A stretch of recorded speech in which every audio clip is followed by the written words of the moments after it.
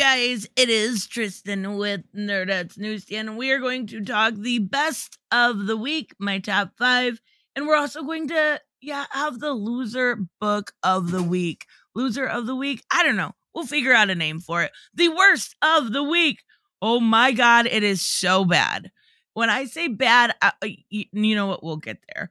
Anyways, let's talk, of course, about the top 5 because I do have an honorable mention. And that is Daredevil Woman Without Fear. It is done by Chip Zdarsky.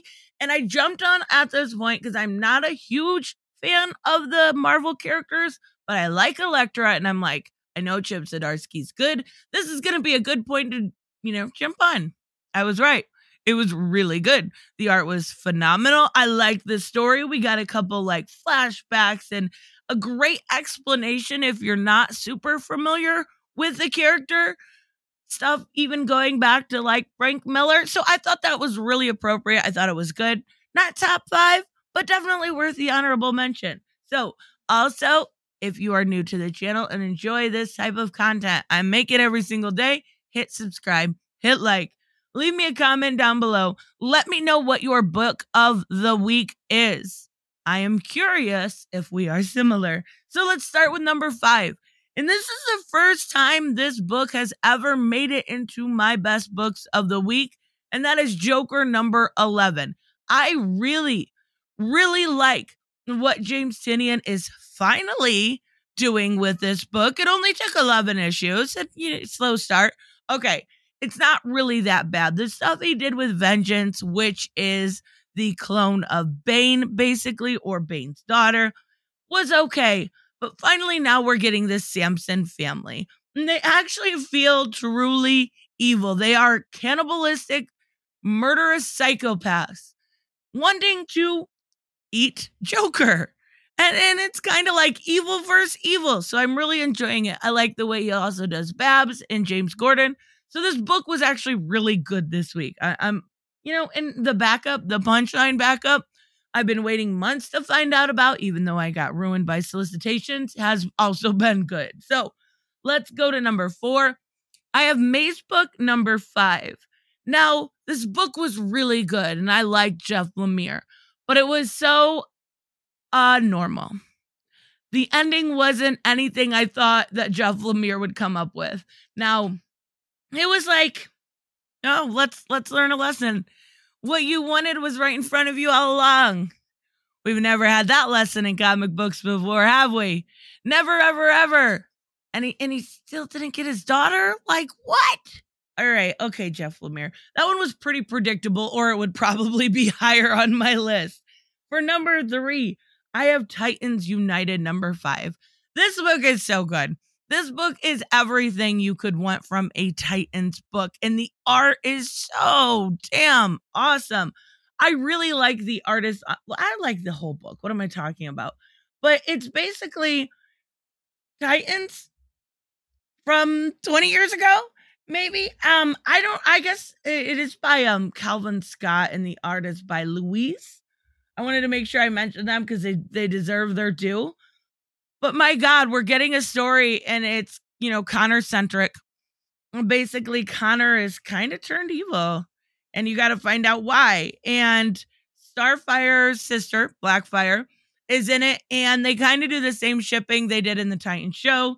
I like it. It's weird, but it's fun. I like it. Anyways, so let's move on to number 2. I have Robin and Batman number 3. This was a good ending. Another Jeff Lemire book. 2 out of 5, dude.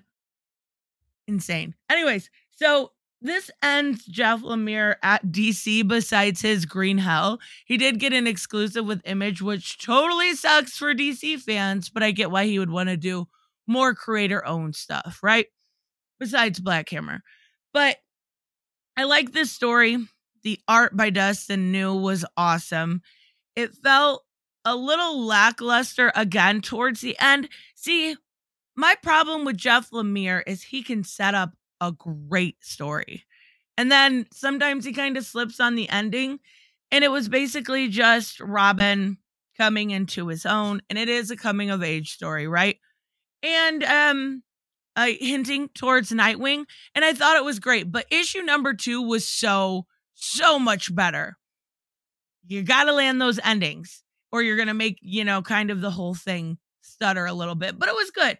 So for number 1, yeah, Department of Truth is always number 1 when it comes out. Always. It's always that good. That tells you something.